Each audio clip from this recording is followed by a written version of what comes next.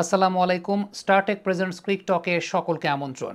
রাচিন রবীন্দ্র এই টুর্নামেন্টের man of the tournament হয়েছেন। যোগ্য খেলোয়াড় হিসেবেই Rachin Rabindra man of the tournament হয়েছেন। তবে টুর্নামেন্ট চ্যাম্পিয়ন হওয়ার ক্ষেত্রে আমি যদি এক্স ফ্যাক্টরের কথা বলি কিংবা ইম্প্যাক্ট ক্রিকেটারের কথা বলি ওভারঅল, তাহলে সেক্ষেত্রে আকশার প্যাটেল সবচেয়ে বেশি এগিয়ে থাকবেন। কেন তিনি এগিয়ে থাকবেন? কারণ আকশার প্যাটেল সবসময় খুব আন্ডাররেটেড। তার কার্যকারিতার জায়গাটা খুব বেশি বোঝা যায় না।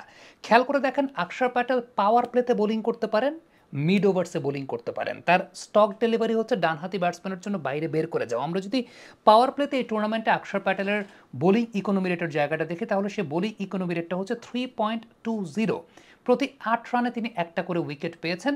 সর্বমোট ৫ ওভারে ১৬ রান দিয়ে ২টা উইকেট পেয়েছেন পাওয়ার প্লেতে, অর্থাৎ প্রথম ১০ ওভারের বোলিংয়ে।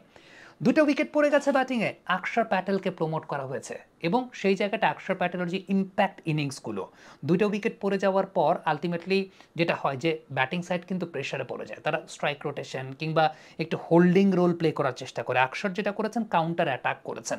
একদম টুর্নামেন্টের শুরু থেকে যদি চিন্তা করেন যে আকশারকে যখন ৫-এ প্রমোট করা হয়েছে, আকশার আলটিমেটলি কাউন্টার অ্যাটাকটা প্রডিউস করেছেন। ফাইনাল ম্যাচটাতে খুব ইম্পর্টেন্ট ব্যাপার ছিল, কন্ডিশনটা কিন্তু একটা পর্যায়ে স্টিকি হয়ে গিয়েছিল এবং সেই স্টিকি কন্ডিশনটাতে, অর্থাৎ ৭০ ওভারের পুরনো যখন হয়ে গেছে পিচ, তখন কন্ডিশনটা স্টিকি এবং এই স্টিকি কন্ডিশনে আকশার প্যাটেল নর্মালি আমরা তাকে যেমনটা দেখেছি যে তিনি একটু চালিয়ে খেলতে পছন্দ করেন, বাট ওই দিন তিনি হোল্ডিং রোলটা প্লে করেছেন।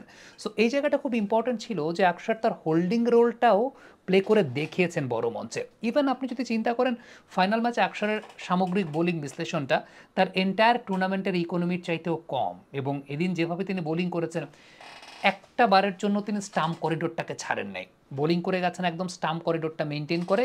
মডার্ন ডে ক্রিকেটে যে বিষয়টা আসলে ঘটে সেটা হচ্ছে যে এখন যেহেতু দুই পাশ থেকে দুইটা নতুন বলে খেলা হয়, এখন স্পিনাররা আগের মতো অত বেশি ফ্লাইট জেনারেট করে বোলিং করা বা ফ্লাইট জেনারেট করলেও সেটা জোরের উপরে বোলিং করার চেষ্টা করেন না। আকশারের ক্ষেত্রে ব্যাপারটা হচ্ছে তিনি একদম ফ্ল্যাটার ট্র্যাজেক্টরিতেই বোলিং করেন।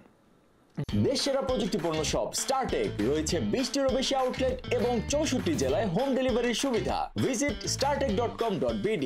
যেটা হয় যে আপনি যদি চিন্তা করেন যে আকশারের রিলিজিং থেকে শুরু করে তার বলের গ্রিপ পজিশনটা একদম টোটাল ওভার স্পিন গ্রিপেই তিনি ম্যাক্সিমাম ক্ষেত্রে বোলিং করার চেষ্টা করেন এবং সেটা হচ্ছে একটু ফ্ল্যাটার ট্র্যাজেক্টরিতে, একটু নিচে আই লাইনের নিচে বোলিং করার যে জায়গাটা এবং উইকেট করিডোরটা মেনটেন করে সেই জায়গাটা রুম তিনি প্রডিউস করেননি। সো এই টুর্নামেন্টে আমার কাছে মনে হয় যে আকশার প্যাটেল ইন্ডিয়ার শিরোপা জেতাতে সবচাইতে বড় এক্স ফ্যাক্টর, সবচাইতে বড় ইউটিলিটি ক্রিকেটারটা আকশার প্যাটেলই ছিলেন। ব্যাট হাতে বল হাতে দুটা ক্ষেত্রেই যখন তাকে প্রয়োজন হয়েছে এই জায়গাটা তিনি প্রোভাইড করার চেষ্টা করেছেন, পারপাসটা সার্ভ করার চেষ্টা করেছেন। ফ্যাক্টের জায়গা যেটা সেটা হচ্ছে যে অলরাউন্ডিং পারফরমেন্সের জায়গাটা আপনি হয়তো বা তাকে ওয়ার্ল্ডের টপ রেটেড অলরাউন্ডারদের মধ্যে রেট করতে চাইবেন না, বাট এই টুর্নামেন্টের পারফরমেন্স আপনি সেটা রেট করতে বাধ্য। তাকে যখন ৫ নম্বরের রোলটা দেওয়া হয়েছে, এই ৫ নম্বরের রোলটা তিনি কিন্তু প্লে করতে সক্ষম হয়েছেন।